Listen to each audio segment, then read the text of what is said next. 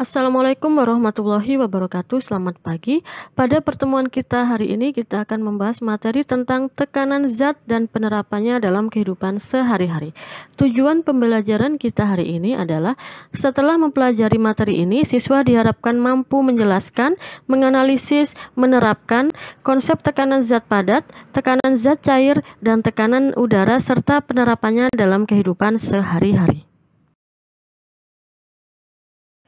Pengertian tekanan.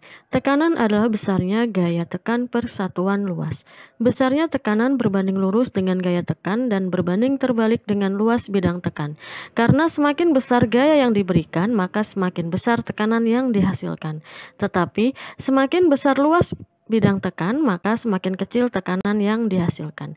Tekanan dilambangkan dengan P besar dan memiliki satuan internasional Newton per meter persegi. Satuan ini disebut juga Pascal. Tekanan pada zat padat. Tekanan zat padat adalah tekanan yang terjadi pada zat padat, di mana semakin kecil luas permukaan benda dan semakin besar gaya, maka semakin besar tekanan yang dihasilkan benda tersebut.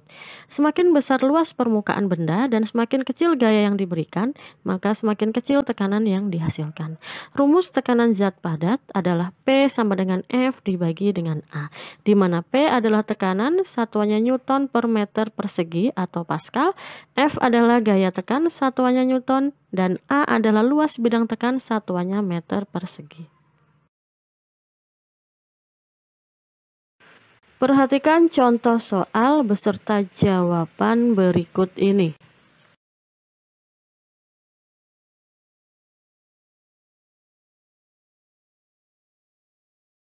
Diketahui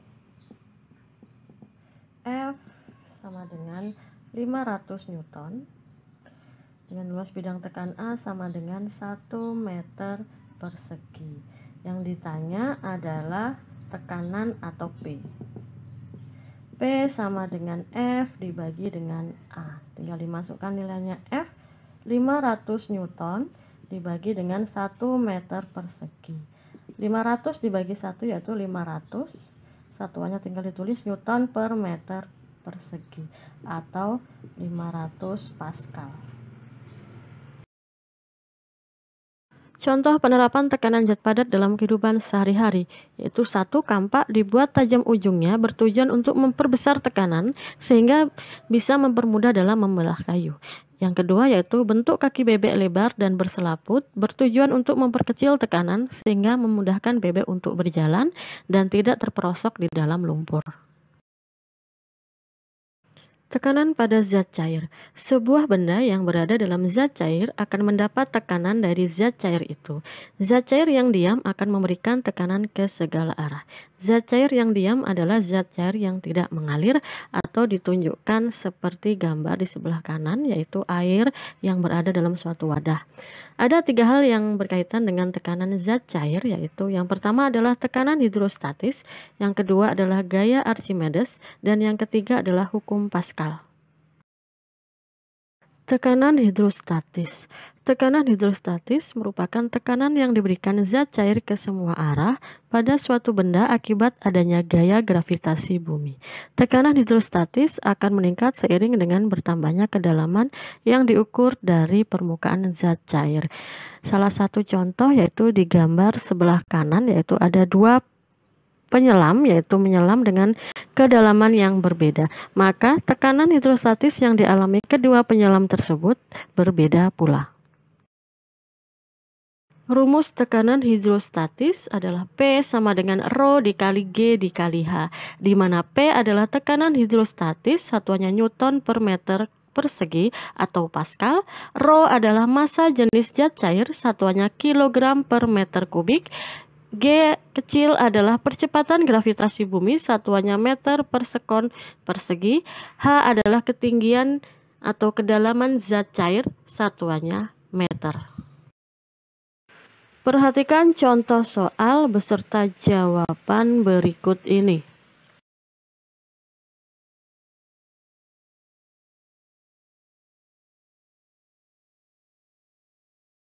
Ketahui kedalaman H 0,3 meter. Massa jenis zat cair 1000 kg per meter kubik. Kemudian gaya gravitasi bumi G 10 meter per sekon kuadrat. Yang ditanya adalah tekanan hidrostatisnya atau P. P sama dengan Rho dikali G dikali dengan H. Tinggal dimasukkan nilainya 1000 kg per meter kubik dikali 10 meter per sekon kuadrat dikali dengan 0,3 meter. Jadi 1000 dikali 10 dikali 0,3 dapatnya 3000 Newton per meter persegi atau 3000 Pascal. Gaya Archimedes. Gaya Archimedes ditemukan pertama kali oleh seorang ahli fisika bernama Archimedes, yaitu dengan cara memasukkan dirinya ke dalam bak mandi dan memperoleh hasil bahwa dirinya lebih ringan ketika di dalam air atau disebut gaya apung Fa, di mana besarnya gaya apung tergantung banyaknya air yang didesak oleh benda.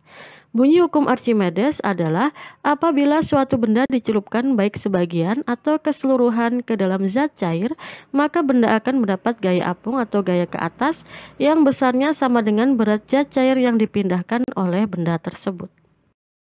Adanya gaya apung menyebabkan 3 keadaan yang terjadi pada benda jika dimasukkan ke dalam zat cair, yaitu terapung jika gaya ke atas lebih besar dari berat benda, melayang jika gaya ke atas sama dengan berat benda, tenggelam jika gaya ke atas lebih kecil dari berat benda. Penerapan hukum Archimedes dalam kehidupan sehari-hari yaitu 1. Jembatan ponton, 2. Kapal selam, 3. Balon udara, 4. Hidrometer, 5. Kapal laut. Hukum Pascal. Hukum Pascal menyatakan bahwa tekanan yang diberikan zat cair pada ruang tertutup akan diteruskan ke segala arah dan sama besar. Ditunjukkan pada gambar berikut. Salah satu contoh hukum Pascal dalam kehidupan sehari-hari adalah semprotan obat nyamuk. Rumus hukum Pascal. F1 dibagi A1 sama dengan F2 dibagi A2. Jika ditanyakan F1, maka rumusnya F1 sama dengan A1 dibagi A2 dikali dengan F2. Dan jika yang ditanyakan F2, maka rumusnya F2 sama dengan A2 dibagi A1 dikali dengan F1, di mana F1 adalah gaya pada penampang kecil dalam satuan Newton, F2 adalah gaya pada penampang besar dalam satuan Newton, A1 adalah luas penampang kecil dalam satuan meter persegi, A2 luas penampang besar dalam satuan meter persegi. Perhatikan contoh soal beserta jawaban berikut ini.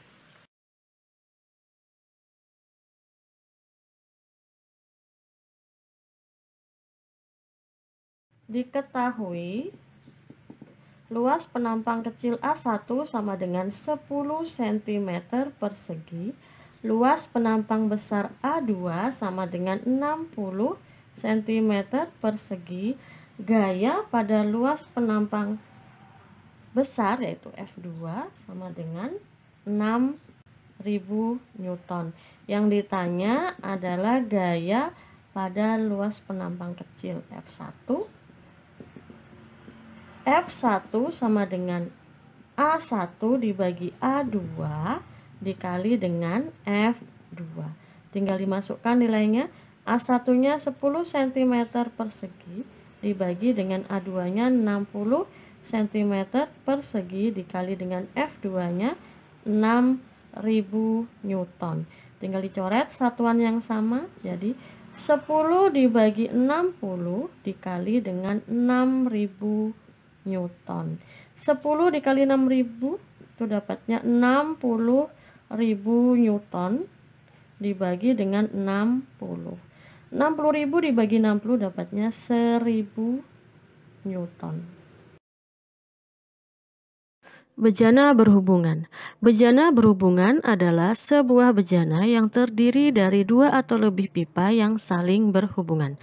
Pada bejana berhubungan selalu berlaku permukaan zat cair yang sejenis selalu mendatar dan sama tinggi. Beberapa hal yang menyebabkan bejana berhubungan tidak berlaku. 1. Bejana diisi oleh zat cair dengan massa jenis yang berbeda. 2. Bejana dalam keadaan tertutup baik salah satu bejana maupun kedua-duanya. 3. Adanya unsur pipa kapiler yaitu pipa kecil yang memungkinkan air menaiki sisi bejana. Rumus bejana berhubungan ρ1 sama dengan H2 dibagi H1 dikali ρ2, di mana ρ1 adalah massa jenis zat cair ke-1 yaitu dalam satuan kilogram per meter kubik. H1 adalah ketinggian zat cair ke-1 dalam satuan meter, H2 adalah ketinggian zat cair standar, biasanya air, dalam satuan meter, ρ2 adalah massa jenis zat cair standar berupa air dalam satuan kilogram per meter kubik. Perhatikan contoh soal beserta jawaban berikut ini.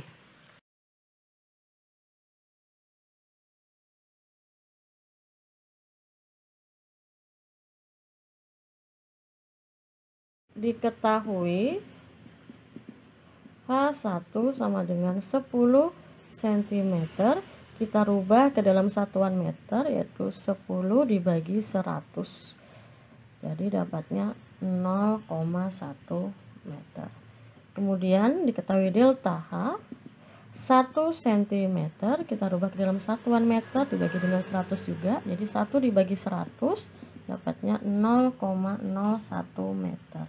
Kemudian kita harus mencari H2-nya atau nilai H2-nya, yaitu H1 dikurangi delta H. Jadi H1-nya 0,1 meter dikurangi 0,01 meter dapatnya 0,09 meter. Kemudian diketahui ρ2-nya yaitu 1000 kg per meter kubik. Yang ditanya ρ1-nya rumusnya itu H2 dibagi H1 dikali dengan ρ2. Tinggal dimasukkan nilainya.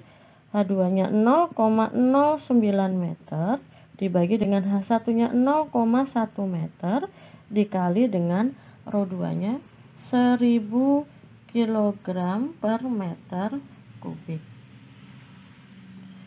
Jadi tinggal dicoret satuan yang sama. Jadi tinggal 0,09 per 0,1 dikali 1000 kg per meter kubik. Jadi tinggal diperoleh nilai 0,09 dikali 1000 dapatnya 90 kg per meter kubik dibagi dengan 0,1. Jadi dapatnya 90 dibagi 0,1 didapat nilai 900 kg per meter kubik. Penerapan konsep bejana berhubungan dalam kehidupan sehari-hari adalah teko, menara air, dan waterpass. Tekanan pada udara. Tekanan udara adalah tenaga yang bekerja untuk menggerakkan massa udara dalam setiap satuan luas tertentu.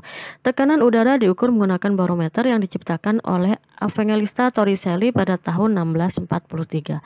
Tekanan udara berbanding terbalik dengan ketinggian tempat.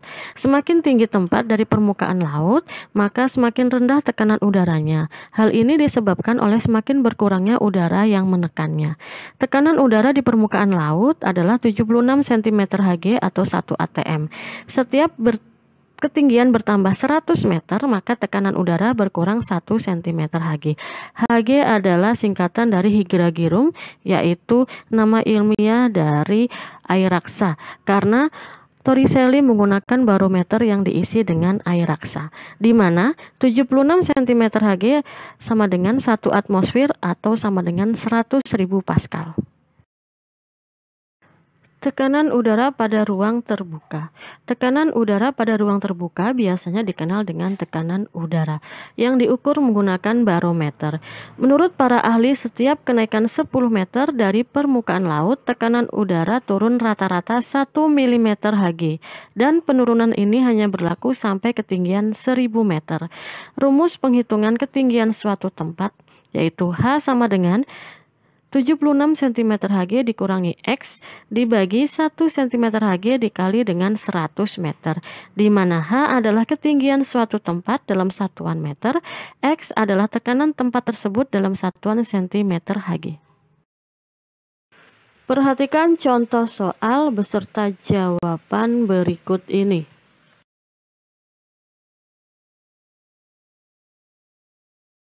Diketahui tekanan di daerah X yaitu 72 cm Hg. Ditanya adalah ketinggian daerah itu atau H-nya. Rumusnya H sama dengan 76 cm Hg dikurangi X dibagi dengan 1 cm Hg dikali dengan 100 meter. Tinggal dimasukkan nilainya 76 cm Hg dikurangi 72 cm Hg dibagi dengan 1 cm Hg dikali 100 meter. Tinggal dikurangkan 76 cm Hg dikurangi 72 cm Hg yaitu 4 cm Hg dibagi dengan 1 cm Hg dikali dengan 100 meter. 4 dibagi 1, atau kita coret dulu satuan yang sama, jadi tinggal 4 dibagi 1 dikali 100 meter. 4 dibagi 1 yaitu 4 dikali 100 meter. Jadi 4 dikali 100 yaitu dapatnya 400 meter. Tekanan udara pada ruang tertutup diukur menggunakan manometer. Manometer dibagi menjadi dua, yaitu manometer zat cair dan manometer logam. Kesimpulan pembelajaran kita hari ini. 1. Tekanan adalah gaya yang bekerja pada permukaan tiap satuan luas. 2. Konsep tekanan zat padat adalah semakin kecil luas permukaan benda dan semakin besar gaya yang diberikan, maka semakin besar tekanan yang dihasilkan pada benda tersebut. Semakin besar luas permukaan benda dan semakin kecil gaya yang diberikan, maka semakin kecil tekanan yang dihasilkan. 3. Tekanan zat cair. Sebuah benda yang berada dalam zat cair akan mendapat tekanan dari zat cair itu. Zat cair yang diam akan memberikan tekanan ke segala arah. 4. Hal yang berkaitan dengan tekanan zat cair yaitu A. Tekanan hidrostatis, B. Gaya Archimedes, C. Hukum Pascal, D. Bejana berhubungan. 5. Tekanan pada udara adalah tenaga yang bekerja untuk menggerakkan massa udara per satuan luas. 6. Alat ukur tekanan udara pada ruang terbuka adalah barometer. 7. Alat ukur tekanan udara pada ruang tertutup adalah manometer. Silahkan kerjakan 10 soal berikut pada lembar kertas double folio.